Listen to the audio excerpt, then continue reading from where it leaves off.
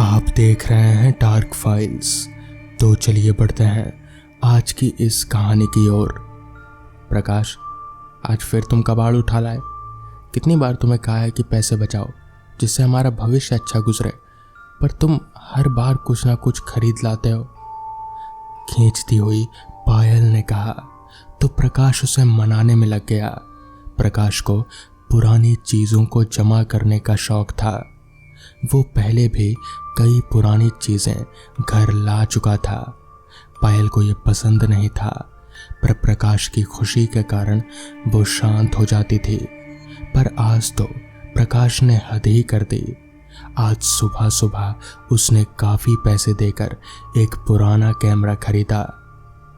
पायल गुस्से में थी, पर प्रकाश के बार बार मनाने और प्रकाश के ये वादा करने पर कि वो इसे दुकानदार को वापस कर देगा, तब जाकर पायल शांत हुई।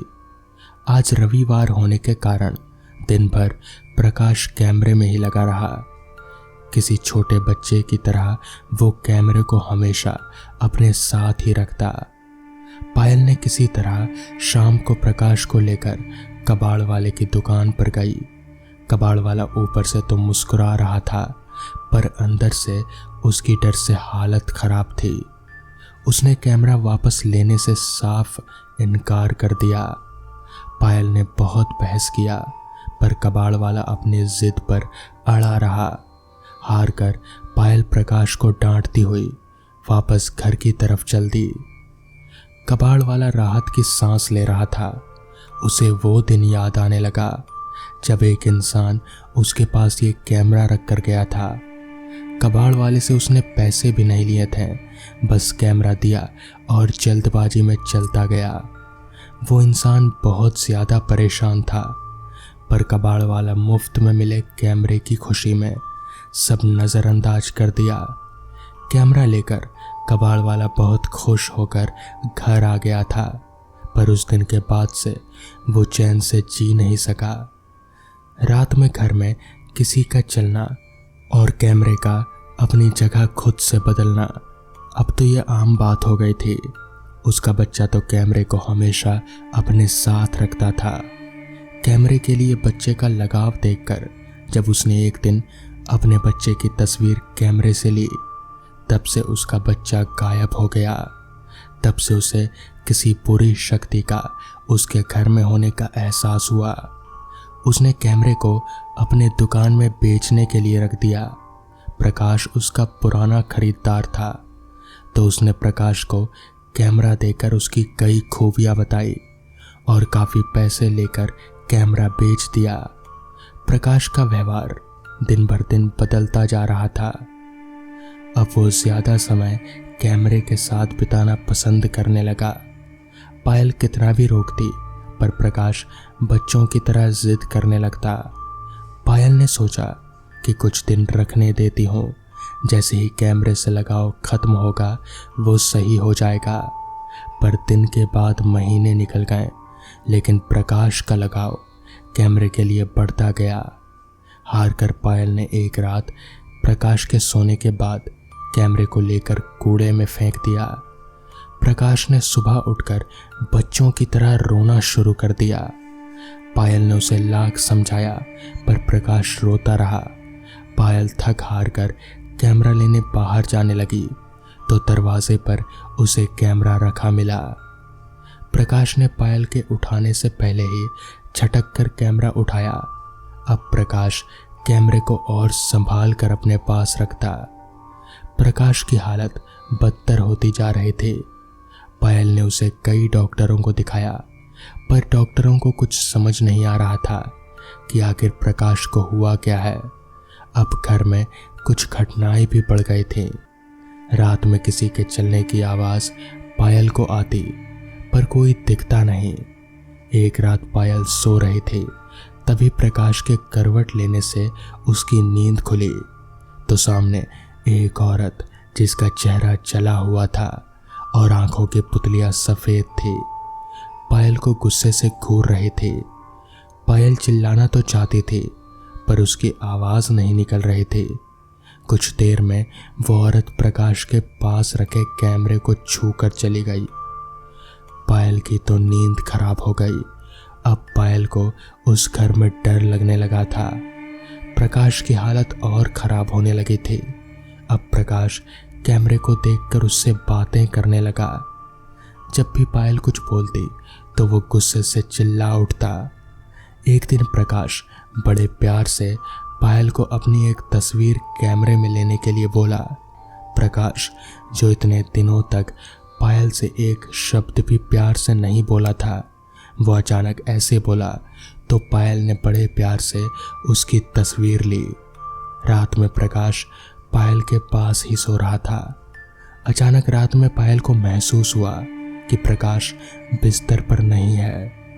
घर में ढूंढने पर भी प्रकाश नहीं मिला। तब तक सुबह हो चुकी थी। तो पायल ने आस पड़ोस में भी पूछा, पर प्रकाश का कुछ पता नहीं चला। पुलिस भी कुछ पता नहीं कर पाई। पायल दुखी से रो रहे थे। तभी उसकी नज़र कैमरे पर गई।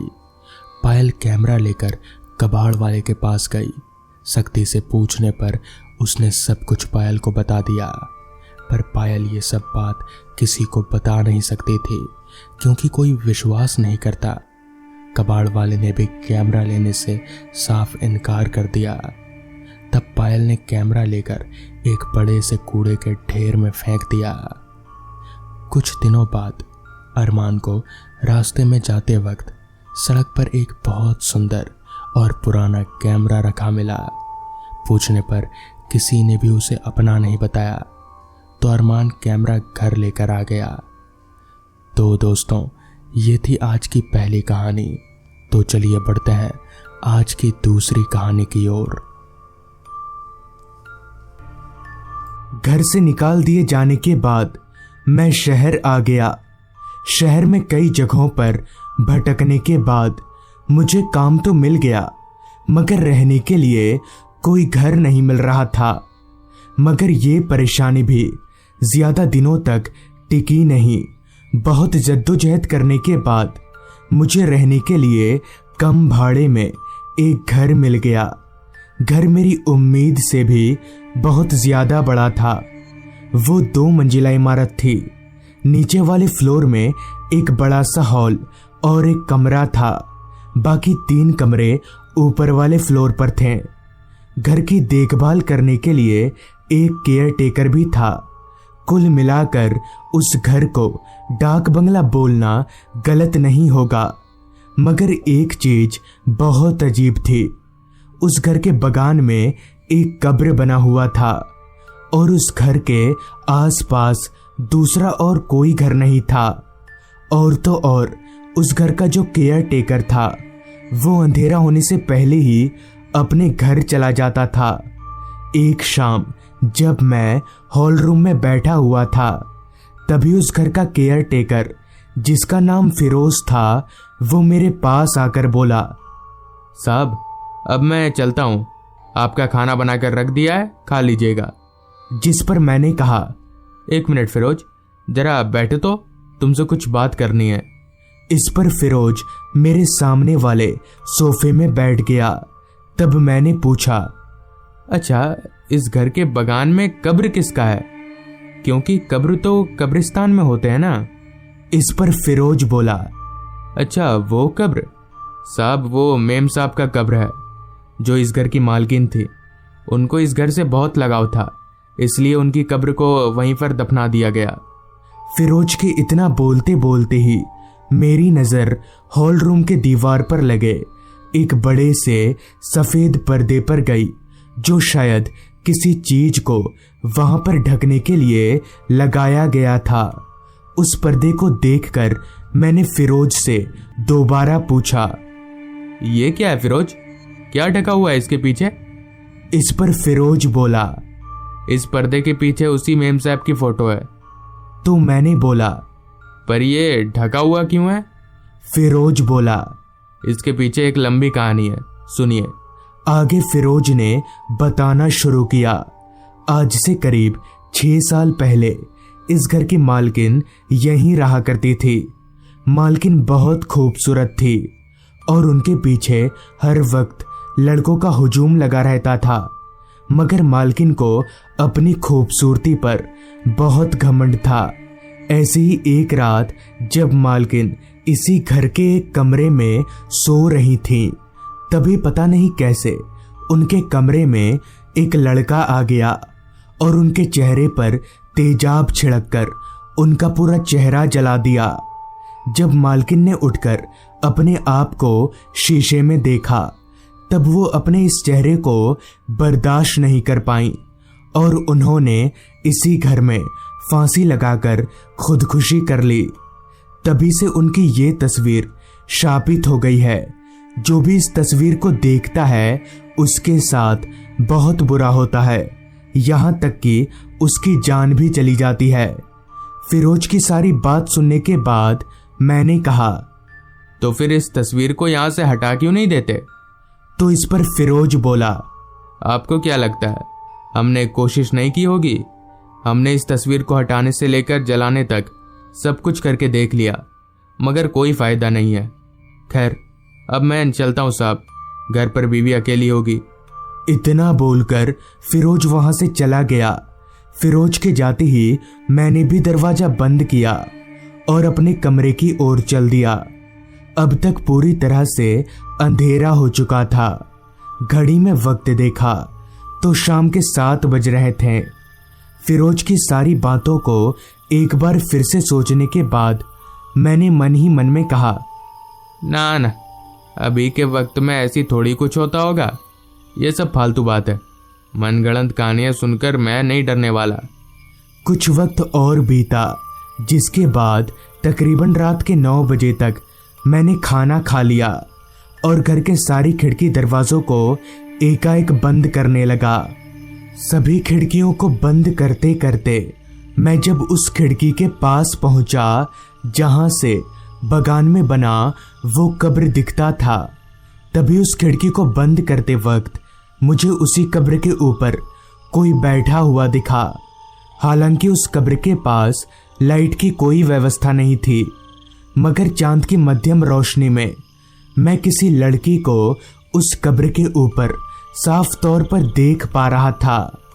पहली बार तो मुझे अपनी आंखों पर विश्वास ही नहीं हुआ, लेकिन मैंने अपनी आंखों को मसलकर दोबारा देखा तो अब उस कब्र के ऊपर कोई नहीं था। मुझे लगा शायद ये मेरे मन का वहम होगा। यही सोचकर मैंने उस आखिरी खिड़की को भी बंद कर दिया और अपने कमरे में आ गया। मगर अभी भी मेरे दिमाग में फिरोज की कहानी ही घूम रही थी। उसकी कहानी सोच सोच कर मैं सो भी नहीं पा रहा था, जैसे मेरा दिमाग मेरे वश में ही ना हो। यही सब सोचते सोचते रात के 11 बज गए, मगर मेरी आंखों में जरा भी नींद नहीं था। तभी मेरे दिमाग में एक शैतानी आइडिया आया। मैंने सोचा क्यों ना उस तस्वीर को पर्दा हटाकर देखा जाए। वैसे भी भूत प्रेत जैसी कोई चीज इस दुनिया में नहीं होती है। आखिर एक तस्वीर मेरा क्या ही बिगाड़ लेगी। यही सोचकर मैं पलंग पर से नीचे उतरा और कमरे का दरवाज़ा खोलकर हॉल रूम में दाखिल हुआ। वहां से मैंने एक दफ़ा उस तस्वीर को देखा और आगे बढ़ने लगा। अभी मैं उस तस्वीर की ओर बढ़ ही रहा था कि तभी उस घर की लाइट चली गई, जिससे घर के अंदर पूरा अंधेरा छा गया। मैंने जैसे तैसे अंदाजा लगाकर उस लालटेन को ढूंढा जिसे मैं लाइट जाने के बाद यूज करता था। जैसे तैसे मैंने उस लालटेन को जलाया और उस तस्वीर के पास जाकर खड़ा हो गया। मुझे थोड़ी घबराहट तो हो रही थी, मगर फिर भी मैंने उस तस्वीर के ऊपर से पर्दा हटाया। वो किसी लड़की की तस्वीर थी। हालांकि फ्रेम के ऊपर काफ़ी धूल जम जाने की वजह से वो तस्वीर अच्छे से दिख नहीं रही थी, जिस वजह से मैंने उसी पर्दे से उस तस्वीर को अच्छे से पोंछा। उस तस्वीर के ऊपर की धूल को अच्छे से हटाने के बाद जब मैंने लालटेन को उस तस्वीर के पास ले जाकर अच्छे से देखा तो पाया कि वो एक खूबसूरत लड़की की तस्वीर है। तस्वीर में ही उस लड़की का चेहरा आग की तरह चमक रहा था। आंखें ऐसी थी जैसे असलियत में हो। आखिर इतनी खूबसूरत तस्वीर शापित कैसे हो सकती है? अभी मैं ये सोच ही रहा था कि तभी बाहर बहुत जोर जोर से हवाएं चलने लगी। हवाएं इतनी तेज थी कि सभी खिड़की दरवाजे बंद होने के बावजूद भी उन तूफानी हवाओं की आवाज मैं साफ तौर पर सुन पा रहा था। समझ नहीं आ रहा था कि अचानक ही मौसम इतना कैसे बदल गया। अभी थोड़ी देर पहले तक तो आसमान बिल्कुल साफ था। अभी मैं वहां खड़े खड़े उन बंद कांच की खिड़कियों से बाहर देख ही रहा था कि तभी एक जोरदार आवाज के साथ घर का मेन दरवाजा अपने आप ही खुल गया। मगर ये कैसे हो सकता है? मुझे अच्छे से याद है फिरोज के जाने के बाद मैंने दरवाजे को अच्छे से बंद कर लिया था, तो फिर अपने आप ही दरवाजा कैसे खुल गया? मन में उमड़ते इन्हीं सवालों को लेकर अभी मैं दरवाजे की ओर बढ़ ही रहा था कि तभी एक आवाज ने मेरे बढ़ते कदमों को रुकने पर मजबूर कर दिया। वो आवाज किसी लड़की की थी जो शायद जोर जोर से हंसे जा रही थी। उस आवाज को सुनकर मैं बहुत ज्यादा डर गया, क्योंकि ऐसी खतरनाक आवाज मैं अपनी जिंदगी में पहली बार सुन रहा था। इससे पहले कि मैं कुछ कर पाता, तभी मैंने देखा कि कोई लड़की उस खुले हुए दरवाजे पर से होते हुए बाहर से घर के अंदर आ रही है। उस लड़की का चेहरा बहुत ज्यादा डरावना था। उसकी दोनों आंखें लाल चमक रही थीं और चेहरा पूरा जला हुआ था, ठीक वैसा ही जैसा फिरोज ने मुझे बताया था। वो लड़की जोर जोर से हंसते हुए मुझे देखे जा रही थी। उसकी हंसी में एक अलग किस्म का डर था जो शब्दों में बयां कर पाना नामुमकिन है। अभी मैं वहां खड़े खड़े डर से कांप ही रहा था कि तभी मेरे दोनों पैर अपने आप ही चलने लगे और चलते हुए उस औरत के पास जाने लगे। मैं अपने पैरों को रोकने की बहुत कोशिश कर रहा था, मगर मैं कुछ नहीं कर पा रहा था। मैंने एक दो बार जोर से चीखना भी चाहा, मगर मैं ऐसा कर नहीं पाया। उस वक्त मेरा शरीर मेरे बस में नहीं था, बल्कि उस लड़की के बस में था जो मुझे किसी पुतले की तरह इधर से उधर नचाए जा रही थी। डर और घबराहट अब मेरे सर पर चढ़ चुका था। मैं अपना होश खोने लगा था और तभी मेरा पैर किसी भारी भरकम चीज से जा टकराया और संतुलन बिगड़ने की वजह से मैं जमीन पर गिर गया। फिर उसके बाद क्या हुआ मुझे कुछ याद नहीं। अगली सुबह जब मेरी आंख खुली तो मेरा सर गोद में लिए फिरोज मेरे चेहरे पर पानी के छींटे मार रहा था। मैंने उठकर फिरोज को सारी बात बता दी। सारी बात सुनकर फिरोज बोला, साहब आपको मैंने मना किया था ना, फिर आप क्यों देखने गए उस तस्वीर को? वो तो अच्छा हुआ आपके बगल में लालटेन जला हुआ था, वरना पता नहीं क्या होता। ये सुनकर मैंने अपने आप को खुशनसीब माना और उसी दिन से मैंने वो डाक बंगला हमेशा हमेशा के लिए छोड़ दिया। मगर ये सोचकर आज भी मेरी रूह कांप जाती है कि अगर उस रात मेरे हाथों में लालटेन ना होता तो क्या होता। तो दोस्तों, ये थी आज की कहानी। अगर आपको ये कहानी अच्छी लगी हो तो चैनल को जरूर सब्सक्राइब कर लें। तो मैं आपका दोस्त आर्यन जल्द ही मिलूंगा आपसे ऐसी ही एक कहानी के साथ।